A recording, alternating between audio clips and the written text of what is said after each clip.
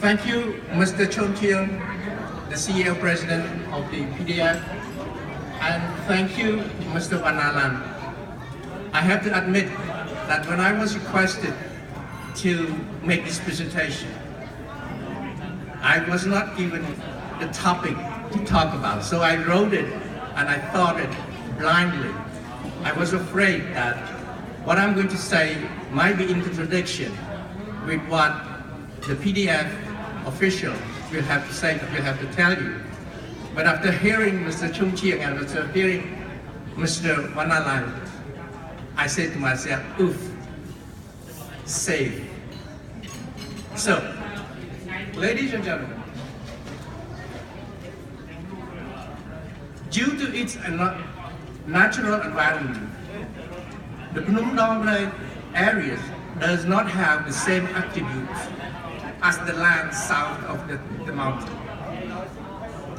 Life has always been tenuous for the family of the natives, the displaced person, new settlers, and as peace was an unknown community, the area had never been adequately given attention for development, and it still is up to now.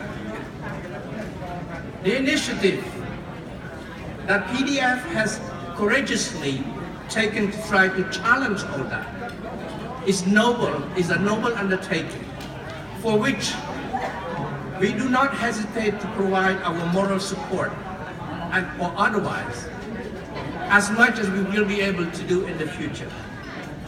We wish PDF the very best for the challenge.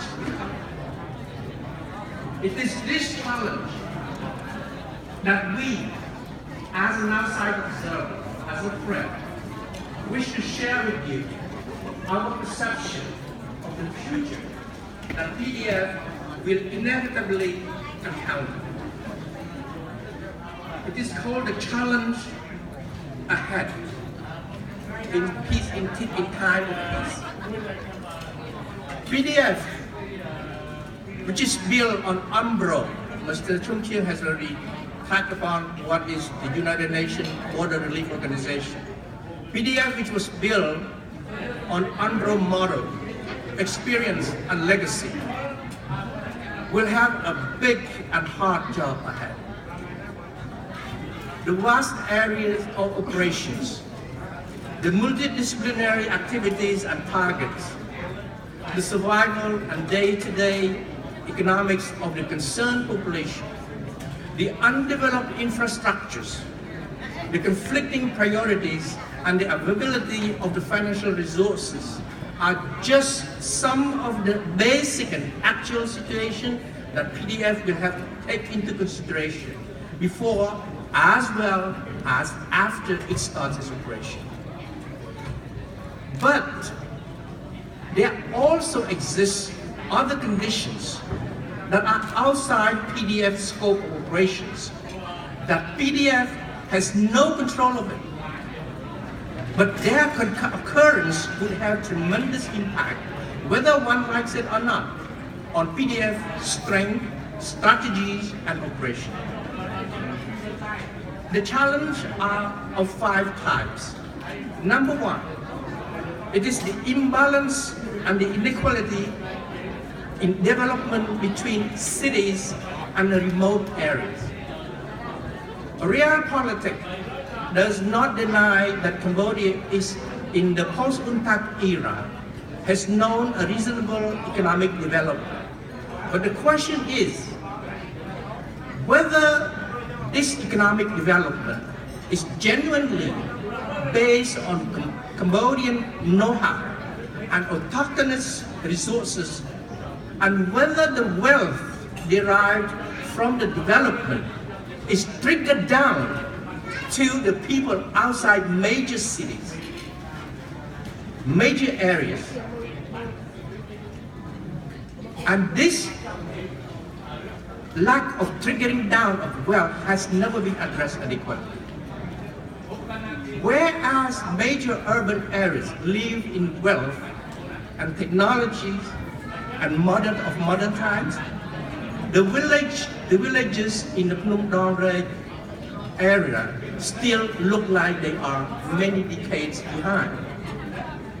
This reality is the challenge that PDF will have to factor in its strategy vis-a-vis the villages on how to balance between their demands of urban life and the slow pace of their income-generating activities. Number two, challenge number two, is the involvement of the concerned population. Education is not an overnight activity, nor is rice growing, nor is cattle raising, nor is road and bridge building.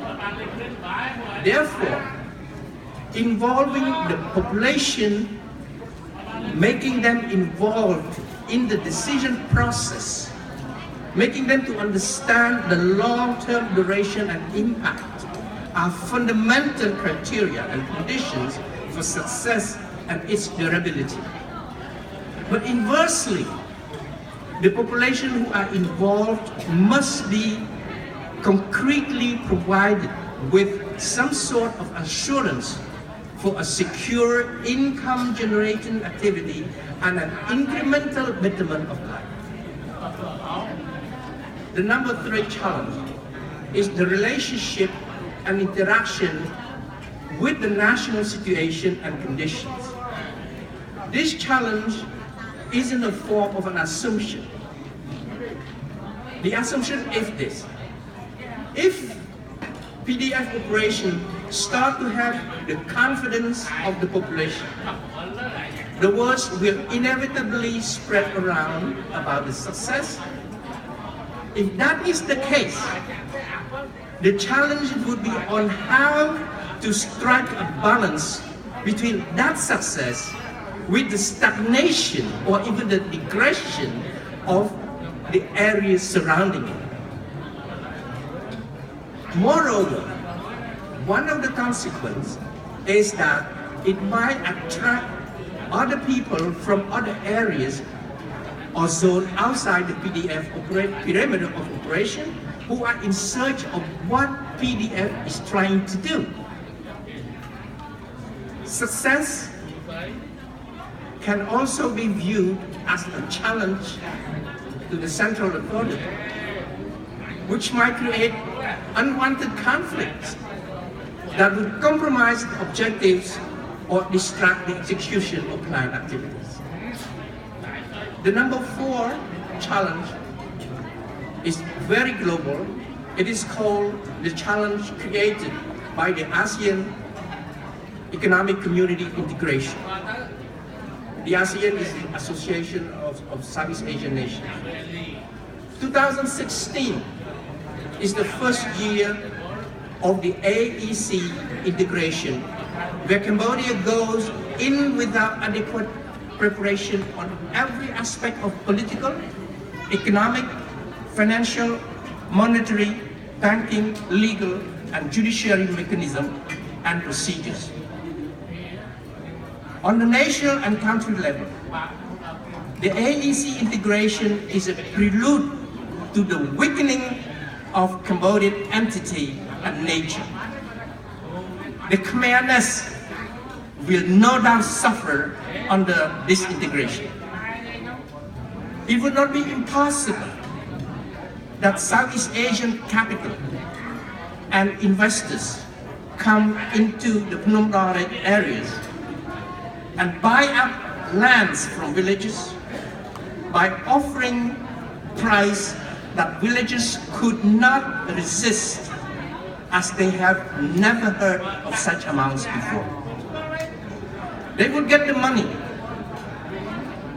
and their land would be forever gone. After spending the money on inappropriate consumption commodities and goods, they wasted all the money and become homeless. But on the Southeast Asian investor side, a new agricultural development or an industrial complex might emerge or even a casino. Because of the free flow of capital and labor, there is no guarantee that the homeless Khmer could find a job in those new economic development. PDF, which is operating at the border region, would be in a very good position to see firsthand the application of the AEC integration and its long-term effects on Cambodia. The fifth challenge is very simple, down to earth, but a lot of people tend to forget about it. Last but not least, this is my personal experience who speaks. Any entity that does not have transparency and accountability in its management and administration will not last long. Examples of fraud, mismanagement, and unaccountability in the Cambodian communities are everywhere to be found and to be seen, including New York, my state. Please remember, unlike statistics, numbers do not lie. If no numbers or wrong numbers are recorded, sooner or later, they will come to haunt and confront you. Thank you for your attention.